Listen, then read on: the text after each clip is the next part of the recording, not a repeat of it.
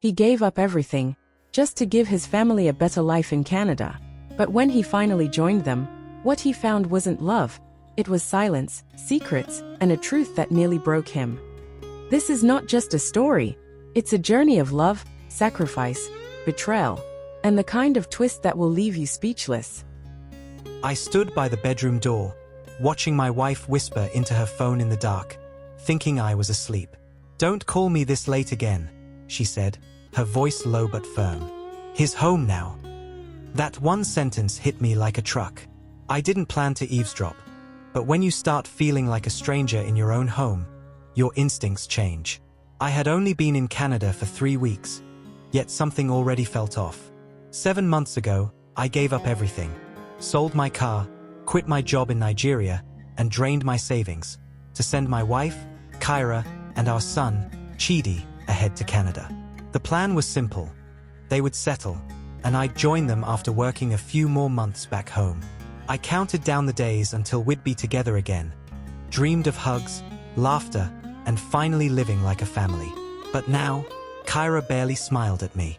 We slept on the same bed, yet her back never turned. Her hugs were stiff. Her eyes, when they met mine, seemed tired or maybe guilty. Chidi, just 5, was the only one excited. But even he asked me once, "Daddy, why don't you and Mommy play anymore?" I didn't have an answer. Before I left Nigeria, Kyra and I were close. We fought, yes, but we laughed more. She used to wake me with kisses and pray over me before I stepped out. Her voice, her presence, made life feel full. So, when I first landed in Toronto and saw her at the airport with Chidi, I expected tears, maybe even a tight hug. What I got was a quick side hug and a welcome "oh" with a dry smile. Jet lag, I told myself. She's tired. And honestly, I was too happy to overthink it. But weeks passed, and her warmth didn't return. She was always busy, online classes, work shifts, and church programs. I tried to help, cooked, cleaned, even volunteered to walk Chidi to school. Still, nothing changed. One evening, I made pepper soup, her favorite. She came home late and didn't touch it.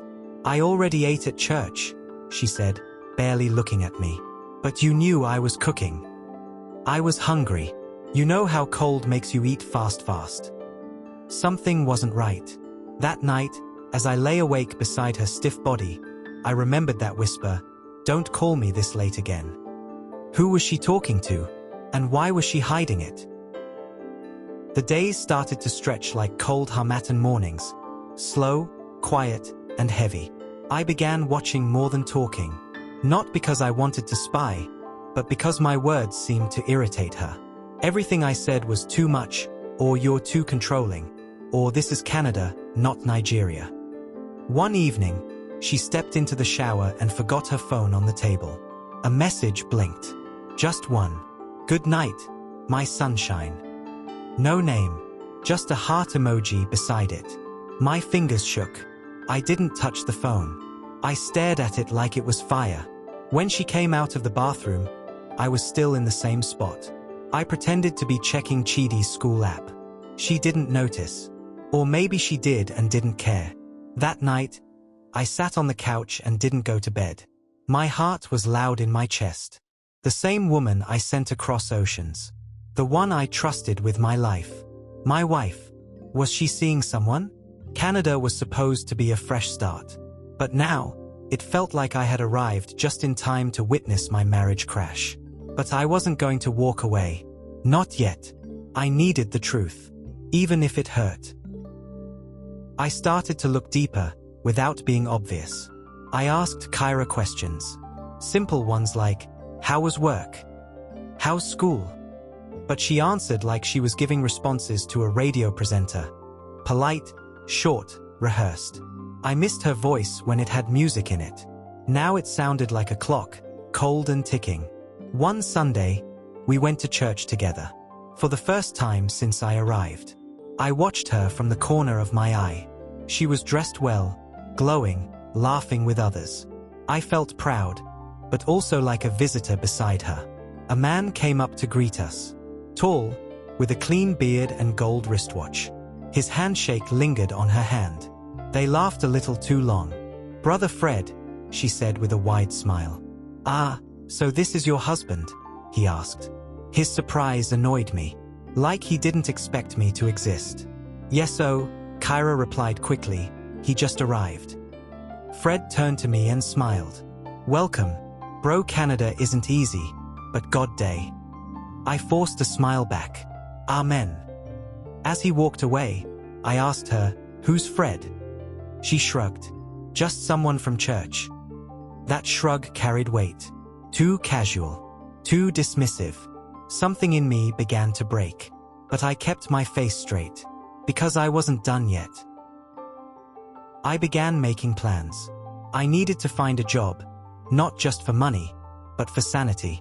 Sitting at home, watching my marriage rot in front of me, was killing me slowly. A friend from Nigeria linked me with a Nigerian man who owned a warehouse. He gave me night shifts, packing boxes. It wasn't much, but it helped me sleep through the day. Still, things at home didn't improve. Kyra and I were like two strangers with a child between us. She smiled more at her phone than at me. Chidi, God bless him, was the only reason I still believed love existed in that house. He drew pictures of us, holding hands, playing ball, eating together. One night, he drew 3 people holding balloons. When I asked who the third man was, he said, "Mommy's friend from church. He brought me toys when you were sleeping." I froze. "What friend?" "Uncle Fred." The name sliced through my chest like a sharp knife. I knew I wasn't crazy. There was something going on. And now, I had a name. Fred. The same man who shook my hand like a brother, but smiled at my wife like a thief in daylight. And I was going to find out what he wanted. I couldn't ignore the signs anymore. The late-night calls.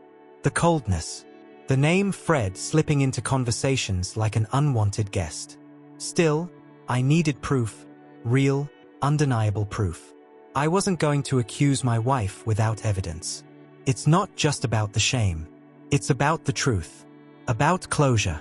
I asked a friend I met at work, Deji, who had lived in Toronto for 10 years, how to handle things like this. "Are you sure they are up to something?" he asked.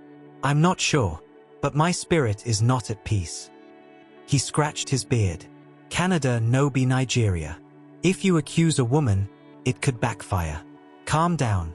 Be wise. Watch." So I watched.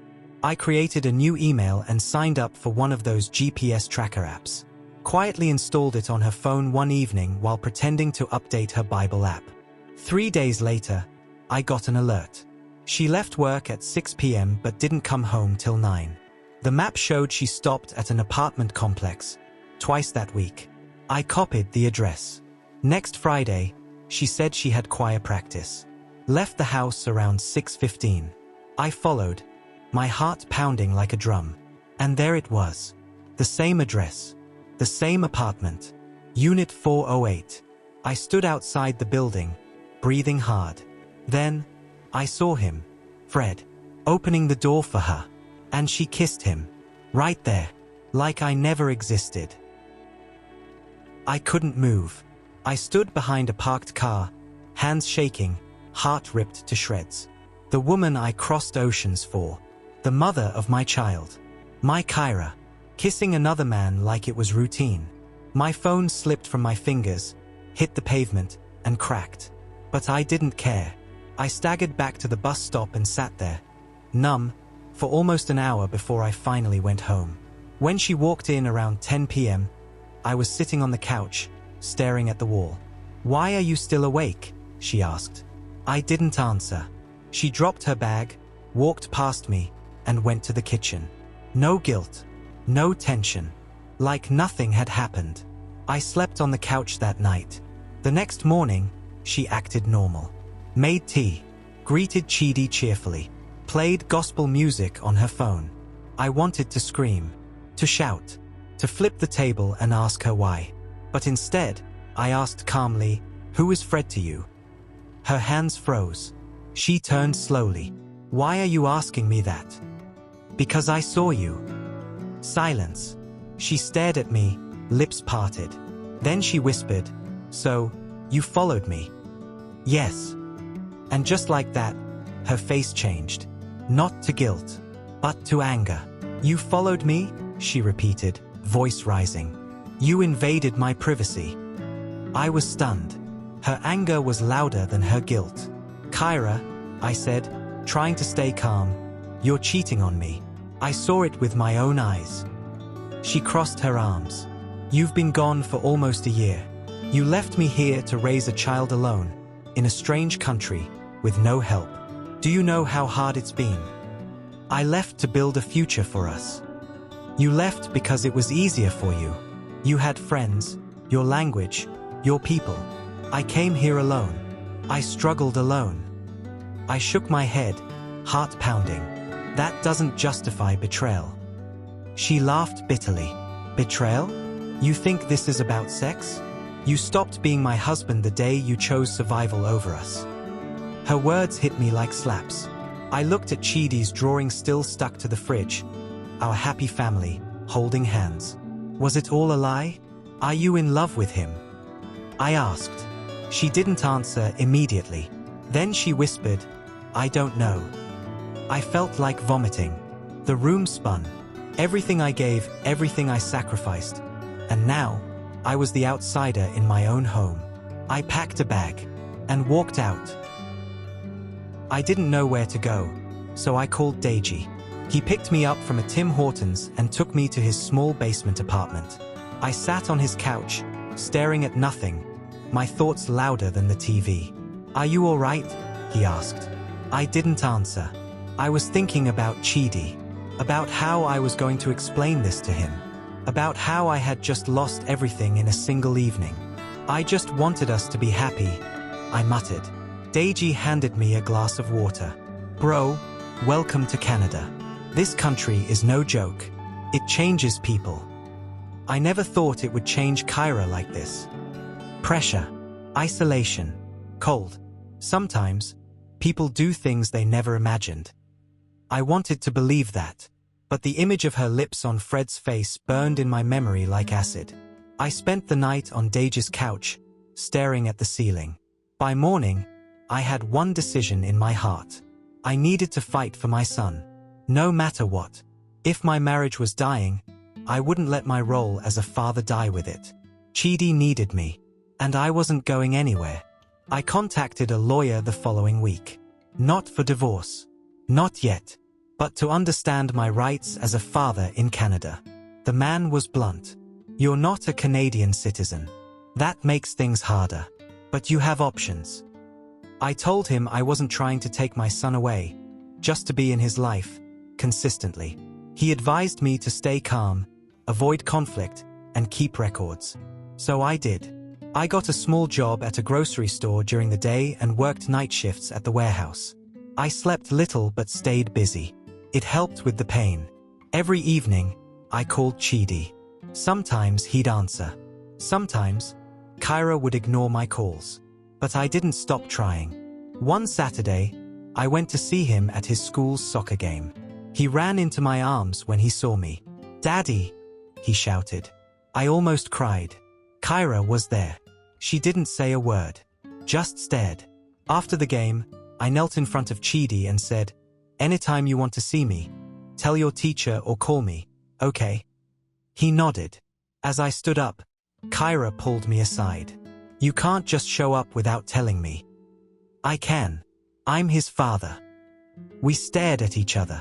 War had begun, but I was ready. Weeks passed. The air between Kyra and me stayed cold, but I kept my focus. Chidi was the only light left in my life. I called, showed up for school events, and even started dropping lunch money for him through the school's online portal. One Thursday afternoon, his teacher called me privately. "Mr. Kamso," she said gently, "Chidi's been having trouble in class. He's withdrawn. Sometimes he just stares out the window." My heart sank. I think he's confused," she continued. "Children sense things." I knew exactly what she meant. Chidi was too young to understand betrayal, but old enough to feel its sting. That night, I cried in Dage's tiny bathroom. A quiet, bitter cry. I felt powerless. Like a man swimming in ice water, too far from shore. Then, something unexpected happened. Kyra texted me. "Can we talk?" Just those 3 words. I didn't trust her. But for Chidi's sake, I agreed. We met at a quiet cafe. She wore a red scarf and barely looked at me. "I'm sorry," she said softly. "For everything. For Fred. For hiding things. I just got lost." I didn't speak. Then she dropped the bomb. "I'm pregnant." I froze. She looked up, her eyes already moist. "It's not yours." The cafe disappeared around me. My hands clenched. My breath stopped. My world collapsed. Again. For a moment, the noise in the cafe vanished. No voices. No cups clinking. Just my own heartbeat. Pregnant. I asked, though I heard her clearly the first time. Kyra nodded, eyes on the table. I didn't plan it. I didn't even know until last week. "With Fred?" I asked. She nodded again.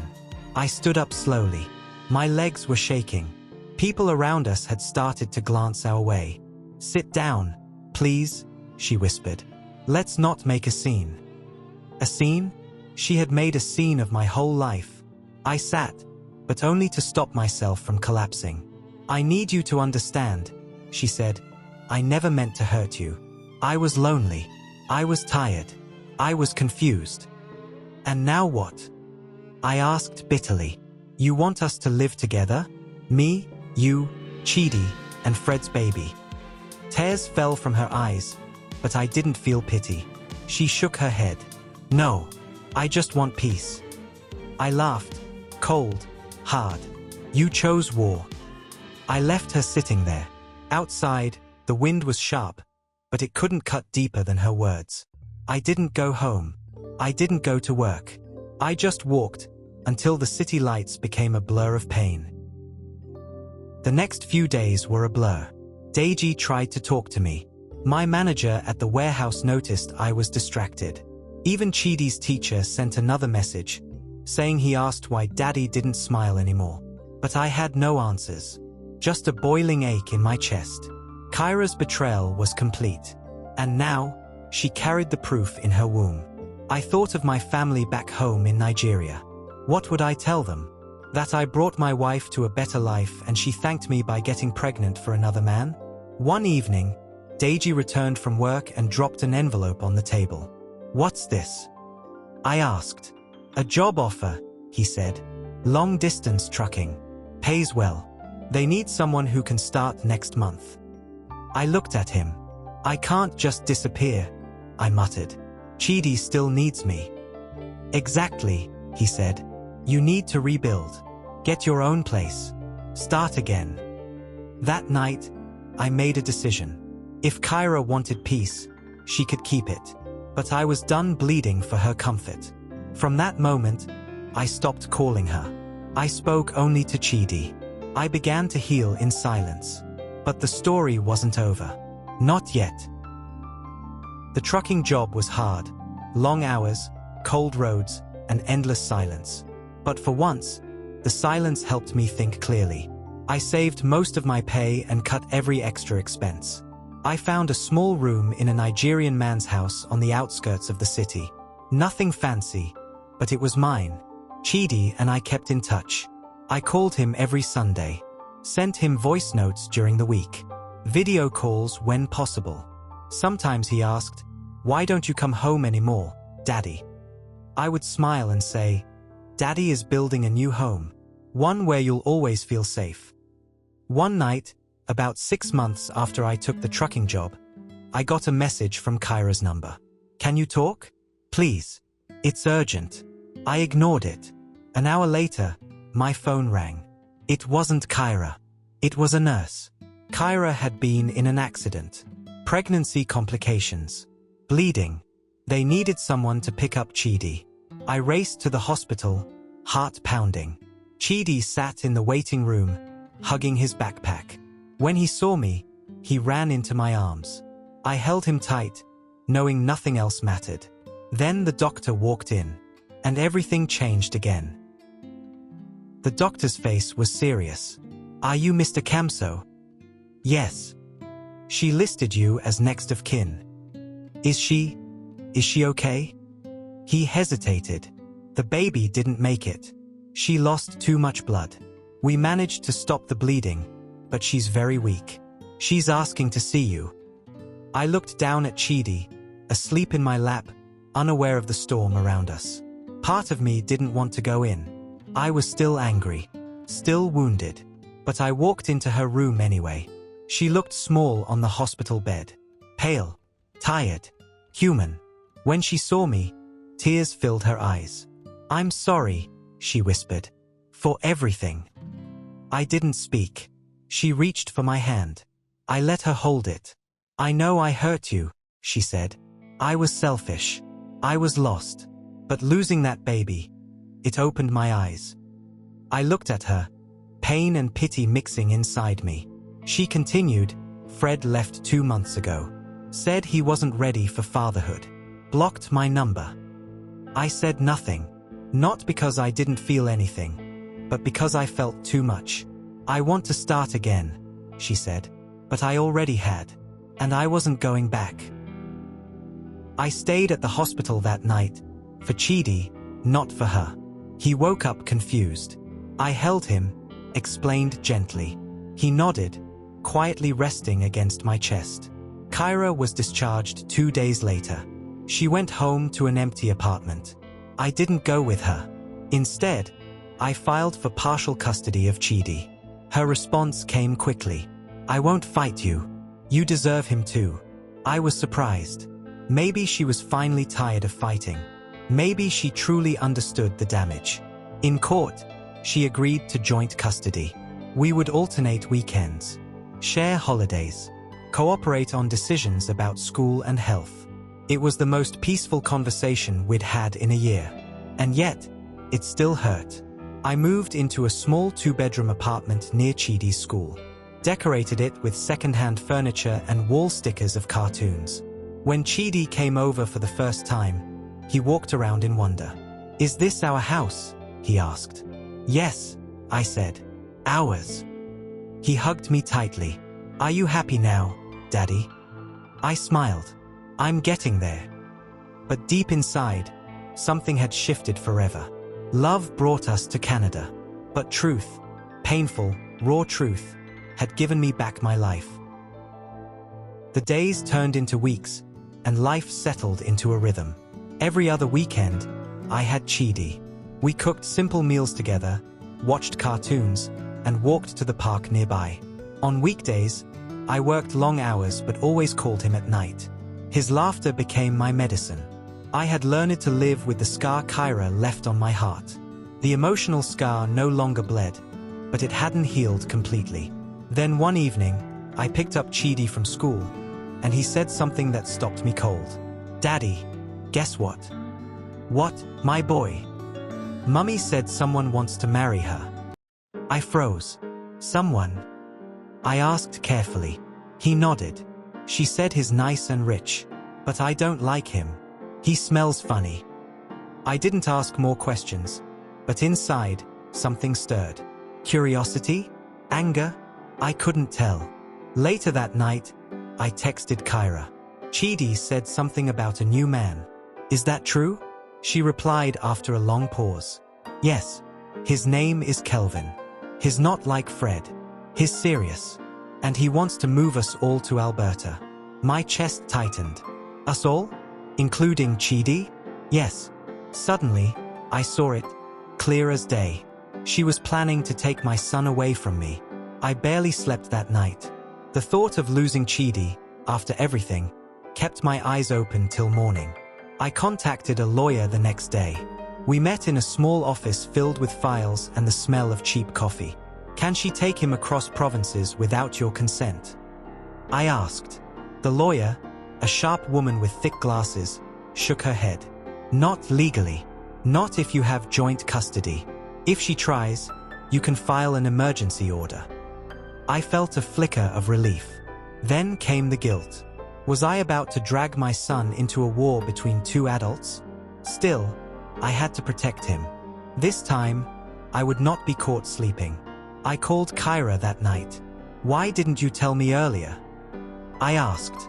"I was going to," she said quickly. "But I knew you'd fight it. Kelvin got a better job in Alberta. He wants us to start over." "So, you want to rip Chidi from everything familiar again?" She went quiet. "I'm filing an injunction," I said. "You're not taking him." Her voice turned cold. "You'd rather he stay poor with you than live a better life?" "No," I said. "I'd rather he stay with someone who truly loves him." And I meant it. The legal battle started almost immediately. We went from quiet text messages to formal letters. From shared smiles at drop-offs to tight-lipped stares. Chidi sensed the tension. "Why are you and Mummy angry again?" he asked one Sunday. I knelt beside him and held his small hands. "Mummy wants to move far away. I don't want you to go." "Do I have to choose?" he whispered. His words shattered something inside me. "No," I said. "We're fighting so you won't have to." In court, Kyra argued that Alberta had better opportunities, better schools, a more stable future. My lawyer argued that Chidi needed consistency, that we had joint custody, that I had rebuilt my life to stay close to him. It dragged for weeks. Then, one rainy afternoon, the judge made the ruling. Kyra could move, but only alone. Chidi would stay in Ontario, where both parents could care for him. Kyra broke down in tears. I didn't celebrate. There was no joy in this kind of victory. That night, I held Chidi while he slept. His chest rose and fell gently, and for the first time in months, I finally felt peace. But the twist wasn't over yet. One more truth waited in the shadows. Months passed. The air between Kyra and me remained distant, but respectful. She moved to Alberta alone, called occasionally, sent birthday gifts. But it was clear, Chidi was now my responsibility. One warm Saturday, I took Chidi to the park. He ran ahead, laughing as usual, chasing butterflies and birds. As I watched him, a familiar voice called behind me, "Kamso." I turned. It was Kyra's cousin, Ngozi. We hadn't spoken in over a year. She looked serious. "We need to talk," she said. We sat on a bench. Her words came slowly. "There's something you should know. About Chidi." I stiffened. "What about him?" Ngozi took a deep breath. Back when Kyra got pregnant, she wasn't sure who the father was. My world began to spin. "What are you saying?" "I'm saying, there's a chance Chidi might not be yours." The ground disappeared beneath me. "She did a test after you left for Canada," Ngozi continued. "She told me, Fred might be the father." I couldn't breathe. The boy I had built my world around, the boy I called son, was possibly not mine? My vision blurred. But then I heard it. "Daddy." Chidi ran back, his face glowing. And in that moment, I knew one thing for certain. No blood test could change what we had. Chidi was mine, and I would never let him go.